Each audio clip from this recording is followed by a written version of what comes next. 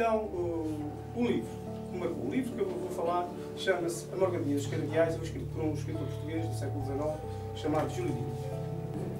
Um facto rápido sobre a vida dele. Júlio Diniz nasceu no Porto, em 1839, meados do século XIX, e viveu apenas 32 anos. Faleceu bastante novo. Mas mesmo assim, teve uma atividade académica grande, porque tirou uma licenciatura em Medicina, e escreveu bastantes livros.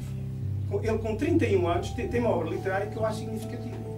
E os livros dele, em vez de serem livros escuros, entre aspas, são livros bastante claros. Isto é, na sua escrita há a apologia da vida e do amor e da felicidade. Sabendo e tanto sobre essa ameaça, ele conseguiu transformar para os seus livros, transformar os livros em livros bastante ricos, de ligações humanas bastante fortes, onde o amor e a felicidade é a busca final das coisas. E isso eu só soube disso na altura, quando li o livro, eu não sabia disso. Mas há uma personagem muito interessante, todas elas são interessantes, mas há uma personagem muito interessante que me marcou e que ainda hoje me marca mais, que é o professor, que é o Augusto. Esse professor, e é outra questão, para além da tuberculose que vocês podem estudar, é outra questão que vocês podem ver, que é a questão dos preconceitos e da questão das classes sociais, que é uma questão importantíssima e é uma questão que domina grande parte da esfera portuguesa e que só foi diluída digamos, no século XX, com o 25 de Abril. Isto é, o Augusto era professor porque era uma inteligência, uma pessoa muito esperta, mas era uma pessoa que não tinha rendimentos. Isto é, não tinha estatuto social, quer dizer, e tudo o que ele faz para estudar naquele livro é impressionante. Vocês hoje queixam-se das dificuldades que têm na escola. Por exemplo, o Augusto, qual era o bem mais valioso que o Augusto podia ter?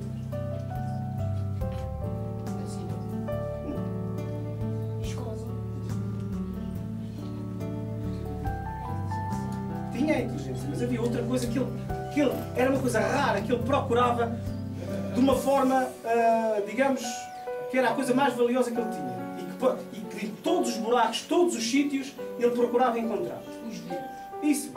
Os livros. Que era uma coisa. Porquê? Hoje em dia, vocês não dão valor. Não é culpa vossa. A sociedade é digital. Não estou a dizer que seja muito culpa vossa. Mas, naquela altura, um livro era um tesouro. Era uma coisa... E onde é que estava o saber? O saber estava nos livros. Ele estava numa aldeia isolada. Por isso, todos os livros que ele encontrava, ele lia, ele devorava. E ele tinha um amor à sua coleção de livros tremenda. Porque era aquilo que lhe dava saber. E era aquilo que depois permitia ensinar aos seus alunos. As coisas pelo lado positivo. E uma coisa muito importante pelo qual vocês têm que lutar. Felicidade. Os livros dele falam de uma subjacente a toda a obra dele está a felicidade das pessoas, pelo qual elas lutam, pela qual elas trabalham. E no meu entender, isso é o grande valor que este livro tem. Marcou-me a mim, espero que havia muito mais outras questões relacionadas com o livro que vocês podem analisar. É um livro que dá para fazer grandes debates em termos de turmas e fazer grandes reflexões sobre a questão das doenças, a questão dos preconceitos sociais, a questão do desenvolvimento de Portugal, a questão da educação. Há tantos caminhos ali que se podem seguir. Eu espero que tenha incentivado. Por um lado a Igreja, por outro lado o Estado, todos esses conflitos, todas essas coisas realmente acabaram por me marcar, e eu penso que é um livro, quando vocês tiverem tempo e tiverem curiosidade, que devem ler. Muito obrigado a todos e agradeço. Sr. Presidente. Eu não sei se...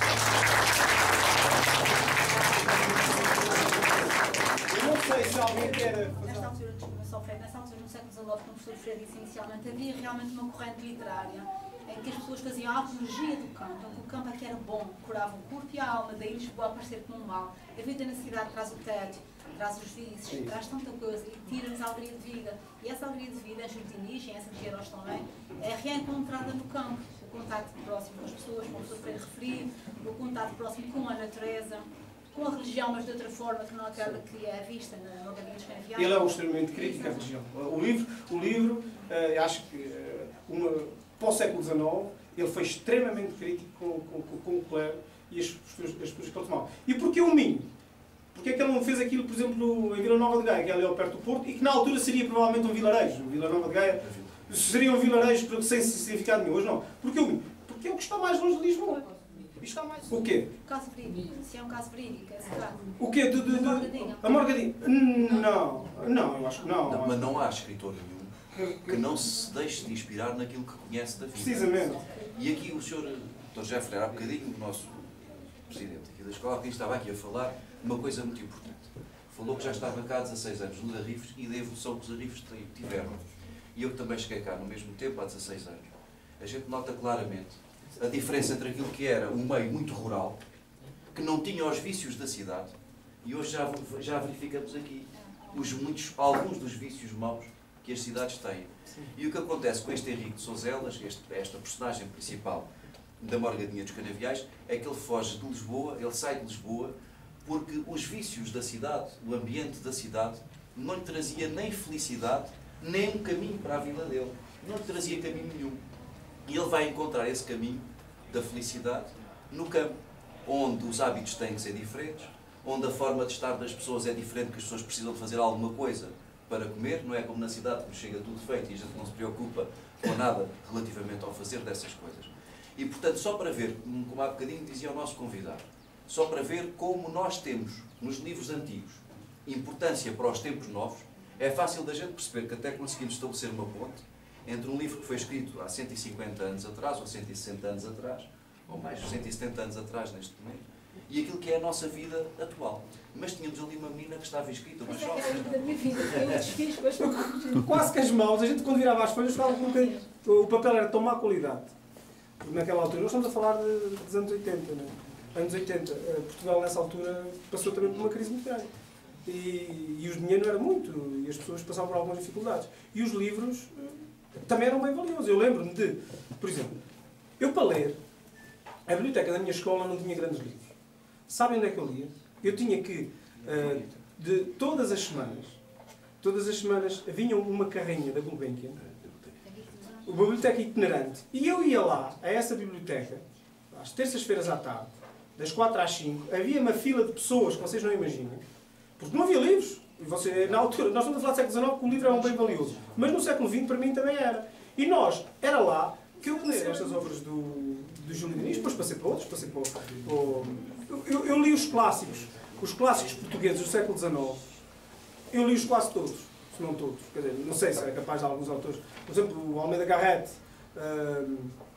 o Essa, Queiroz, li muitas obras dele, o Amor de Perdição.